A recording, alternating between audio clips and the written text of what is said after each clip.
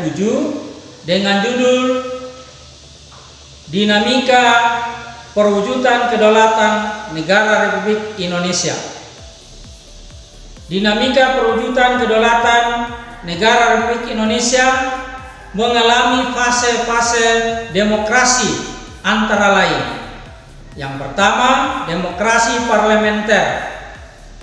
Demokrasi parlementer ini mengacu pada pemerintahan yang mana menterinya atau menteri kabinetnya bertanggung jawab kepada Komite Nasional Indonesia Pusat dan bukan kepada presiden.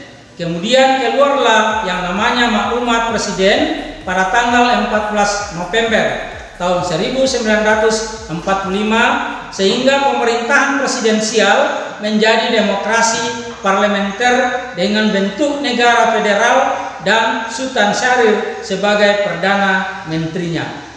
Yang kedua, demokrasi terpimpin.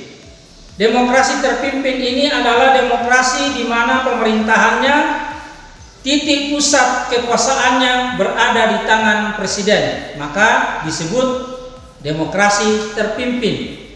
Hal ini yang menjolok adalah sistem di mana dikeluarkannya produk hukum yang mengangkat Soekarno sebagai presiden seumur hidup.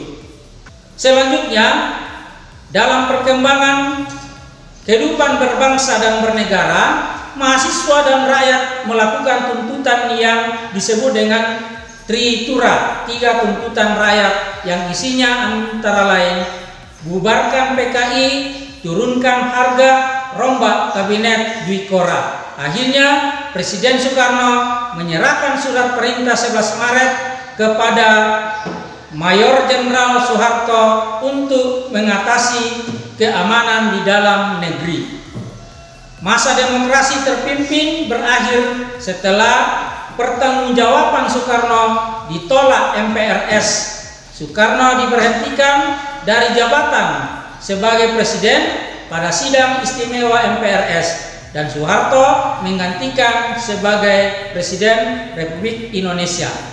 Yang ketiga adalah demokrasi Pancasila. Setelah masa kepemimpinan Presiden Soekarno berakhir yang dikenal dengan masa Orde Lama, maka digantikan dengan pemerintahan Orde Baru yang dipimpin oleh Soeharto. Demokrasi Pancasila adalah demokrasi yang merupakan perwujudan dari kerakyatan yang dipimpin oleh hikmat kebijaksanaan dalam permusyawaratan rakyat yang mengandung semangat ketuhanan yang Maha Esa, kemanusiaan yang adil dan beradab, persatuan Indonesia, dan keadilan sosial bagi seluruh rakyat Indonesia. Di masa Orde Baru, masa jabatan presiden paling lama karena tidak dibatasi, sehingga MPR selalu mengangkat Soeharto menjadi presiden. Rakyat dan mahasiswa menuntut turunnya Presiden Soeharto pada tanggal 21 Mei tahun 1998. Presiden Soeharto mengundurkan diri dan digantikan oleh Wakil Presiden B.J. Habibie sebagai Presiden yang ketiga Republik Indonesia. Demikian pelajaran kita pada hari ini. Selamat belajar di rumah, jaga kesehatan dengan baik, dan salam sehat.